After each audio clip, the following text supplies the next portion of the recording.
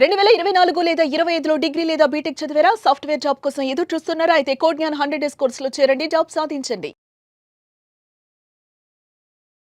Hi sir. Hello నాన్న, good morning. ఈ 2020లో ఈ ఫ్యాషన్ ఇండస్ట్రీలో కొంచెం క్రియేటివ్గా, ఇన్నోవేటివ్గా మంచి ప్రాఫిట్స్ వచ్చే బిజినెస్ ఐడియా ఏమైనా ఉందా సార్? ఇంకా ఫ్యాషన్ ఇండస్ట్రీ ఎప్పుడూ ఎవర్ గ్రీన్ అండి.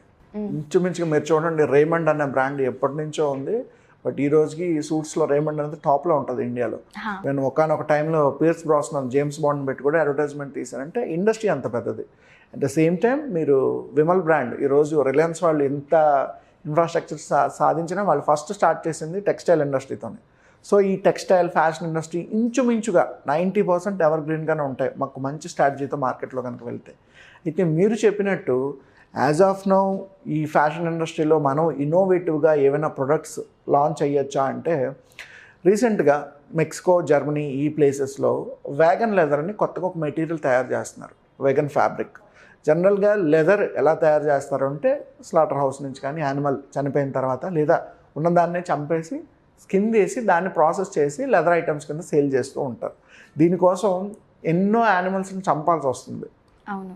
ఎందుకంటే ఇప్పుడు ఓకే, కొన్ని యానిమల్స్ ఏజ్ అయిపోయిన తర్వాత చనిపోతే వాటిని సెపరేట్ చేయడం వేరు. ఇప్పుడు క్రొకోడైల్స్ అని, డీర్స్ అని వాటిని ఏంటంటే కేవలం లెదర్ కోసం హంటింగ్ చేసి వాటిని చంపేస్తున్నారు. ఇది ఎక్కువ అయిపోతుంది. సో దీనికి ఆల్టర్నేటివ్గా మెక్సికోలో రీసెంట్గా వ్యాగన్ లెదర్ అని ఒక కాన్సెప్ట్కి పేటెంట్ తీసుకోవడం జరిగింది. ఏంటి వ్యాగన్ లెదర్ అంటే, మనకి చూడండి సాధారణంగా ఎడారిలో కాక్టస్ ఎక్కువగా పెరుగుతుంటుంది. ఈ నాగజముడు, బ్రహ్మజముడు, ముళ్ళ మొక్కలు. ఈ కాక్టస్ని కొంచెం ఒక 5 acres 10 acresలో కొంచెం హ్యూజ్గా ఎక్కువగా హార్టికల్చర్ అది చేయించి చాలా సింపుల్గా పెరుగుతుంది. బట్ కావాల్సిన ప్రికాషన్ తీసుకోవాలి, మనం ఒక ప్రాసెస్గా చేస్తున్నాం కాబట్టి. సో కావాల్సిన ఒక 5 acresలో దాన్ని చక్కగా పండించి వాటిని అన్నింటినీ కట్ చేసి దాన్ని ప్రాసెస్ చేసి దానికి అంటూ సెపరేట్ మెషినరీ ఉంటుంది. ఆ మెషిన్లో వేసి దాన్ని ఒక పేస్ట్ లాగా డిజైన్ చేసి పేస్ట్ నుంచి ఫ్యాబ్రిక్ తయారు చేస్తారు ఎండబెట్టి. సో ఎండబెట్టిన తర్వాత ఆ ఫ్యాబ్రిక్ ఎలా ఉంటుందంటే, యాజ్ ఇట్ ఈజ్ మీరు లెదర్ ఐటమ్ ఎలా ఉంటుందో, లెదర్ మెటీరియల్ ఎలా ఉంటుందో అలాగే ఈ ఐటమ్ కూడా తయారవుతుంది. అండ్ మీకు నచ్చిన కలర్ని దాంట్లో మిక్స్ చేసుకోవచ్చు. As of now leather industry కూడా ఇదే రకంగా జరుగుతుంది. బట్ ఏంటి, మీరు ఒక యానిమల్ని చంపి దాని నుంచి లెదర్ని ఎక్స్ట్రాక్ట్ చేస్తున్నారు. బట్ ఈ కాక్టస్ లాంటి న్యాచురల్గా పెరిగే మొక్కలు లేదా ఊరికే పెరిగే మొక్కల నుంచి కూడా మనం ఒక బై ప్రోడక్ట్ని డిజైన్ చేసుకోవచ్చు. అండ్ అది ఫ్యాషన్ ఇండస్ట్రీలో చాలా పెద్దది. లెదర్ దానికి చాలా డిమాండ్ ఉంది. చూడండి, లెదర్ బ్యాగ్స్ కానీ, లెదర్ జాకెట్స్ కానీ, వ్యాలెట్స్ కానీ, బెల్ట్స్ కానీ చాలా ఎక్స్పెన్సివ్ ఉంటాయి, షూస్ కానీ. బట్ అదే ఐటమ్ని మనం ఒక బై ప్రోడక్ట్తో పాటు ప్రిపేర్ చేసి మార్కెట్లో లాంచ్ చేయగలిగామనుకోండి, ఖచ్చితంగా ఆ ప్రోడక్ట్స్ కూడా ఎక్కువ డిమాండ్ ఉంటుంది. మనం కొంచెం ఈ వ్యాగన్ అనే కాన్సెప్ట్ని కూడా సపోర్ట్ చేసినట్టు ఉంటుంది. ఎందుకంటే ప్రతిసారి యానిమల్స్ని చంపాల్సిన అవసరం లేదు మన అవసరాల కోసం. సో ఆ లెదర్ ప్రోడక్ట్ని తగ్గించుకుంటూ ఈ వ్యాగన్ లెదర్ లేదా ఆర్గానిక్ లెదర్ని ఎక్కువగా ప్రమోట్ చేసుకున్నాం అనుకోండి, దాని మీద జరిగే ఫ్యాషన్ ఇండస్ట్రీ కానీ బిజినెస్ కానీ చాలా ఎక్కువ జరుగుతుంది.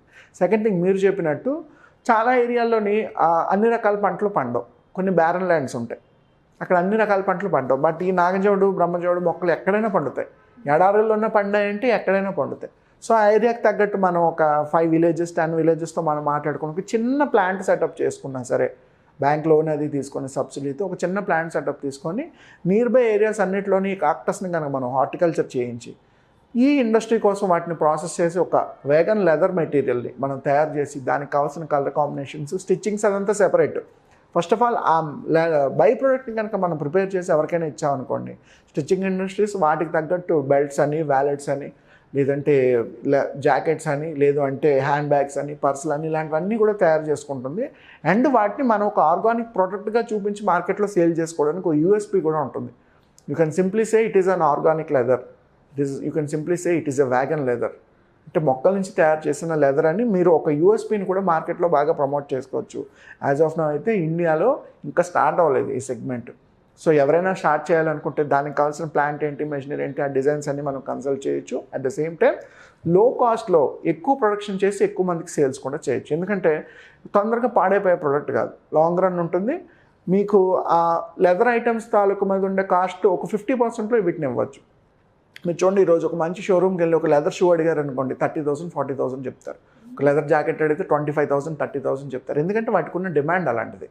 అదే మనం దానికి రీప్లేస్మెంట్గా తీసుకురాగలిగితే 5,000 6,000 రూపీస్లో కూడా అటువంటి ఐటమ్స్ని మనం ప్రొడ్యూస్ చేయొచ్చు అండ్ మార్కెట్లో బాగా బిజినెస్ చేయొచ్చు. మీరు చెప్పినట్టు యాజ్ ఆఫ్ నో మార్కెట్లో number of fashion related products ఉన్నాయి. బట్ అందరికన్నా మనం డిఫరెంట్గా చేసుకోవాలి. ఏ బిజినెస్ చేసినా అందరూ చేసేలా చేస్తే మనం కొత్తగా ఐడియా చెప్పాల్సిన అవసరం లేదు.